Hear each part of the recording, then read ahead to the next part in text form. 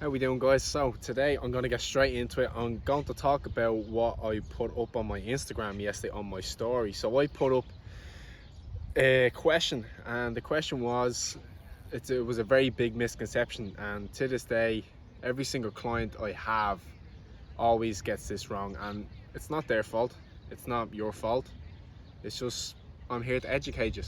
And that misconception is that you can lose fat and gain muscle at the same time, and that is wrong. So, and I'm going to break it down very easy for you.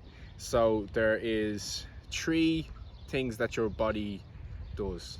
So that is basically your body can be in 3 states. So it can either be catabolic. Catabolic means that it's breaking itself down, it's stressed out. Catabolic, you become catabolic when for example, just say today you have eaten 1,000 calories, but you went to the gym and altogether for the day you have burned 2,000 calories.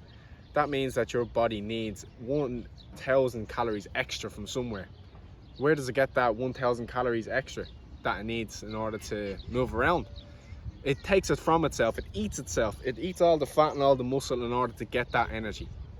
That's why our body stores fat, to use that as excess energy when it's needed, when we don't give it enough fuel.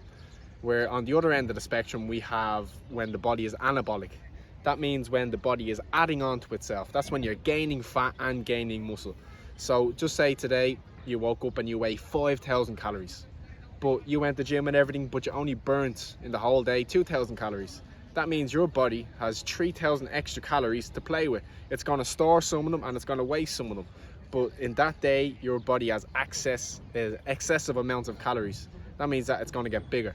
So you can't do both of them at the same time. Your body's either losing fat and muscle or gaining fat and muscle. It can't do both, losing fat and gaining muscle at the same time. It's 2 different processes. You're either catabolic or anabolic, or you're in the middle. You're maintaining yourself, your homeostasis. That's where your body likes to be. For example, it's why big bodybuilders take anabolic steroids. They want to put their body into a full 24/7 anabolic state where their body is always growing.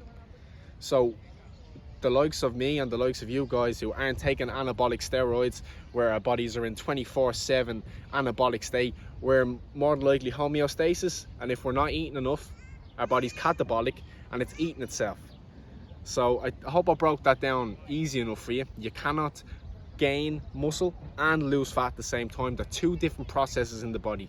If you want to read into or look up in more on this, on the Joe Rogan podcast, a guy called George Lockhart went into this in more detail. He is Conor McGregor's nutritional specialist, and he also works alongside the UFC and stuff like that. So he goes into that more in detail on the podcast with John Kavanagh. So don't take my word for it. And if you guys have personal trainers, or if you are getting online coaching off of people and they are telling you that you can lose, someone just fell off their bike there. And these personal trainers are telling you that you can achieve your goals of losing fat and gaining muscle at the same time, they're lying to you. And be aware of that. That's why in bodybuilders in the off season, they have a bulk. They gain a lot of fat to try put on a lot of muscle, and then before their show they shred it down.